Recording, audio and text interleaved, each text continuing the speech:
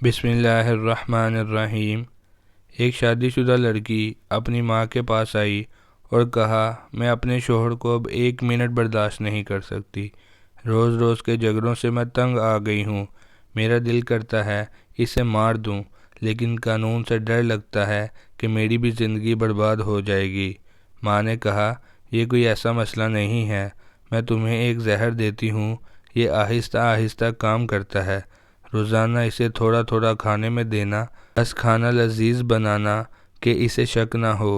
لڑکی خوش ہو گئی۔ ماں نے کہا، لیکن تمہارے گھر روزانہ جھگڑے ہوتے ہیں، سارا خاندان جانتا ہے تمہاری نہیں بنتی، شک پھر بھی تم پر جائے گا، تو جتنے عرصے میں یہ زہر کام کرے گا تم گھر کا ماحول بدل دو، پیار و محبت سے رہو، گھر میں امن و شانتی بناؤ۔ بیچارہ کچھ عرصے کا مہمان ہے، اس پر شک نہ کرو، بے جا فرمائشیں نہ کرو، خود کو بنا سنوار کر رکھو، میٹھی زبان استعمال کرو، تاکہ نہ شوہر کو نہ اس کے خاندان کو بعد میں شک ہو کہ اس کی موت کی ذمہ دار تم ہو۔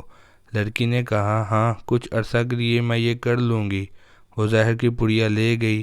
مہینے بعد وہ آئی اور ماں سے کہا، اس زہر کا کوئی توڑ ہے؟ ماں نے کہا، کیوں؟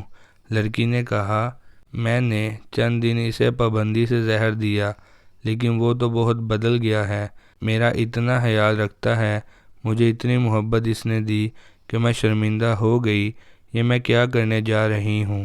ماں، میں اسے چند دن زہر دے چکی ہوں، اب کیا ہوگا؟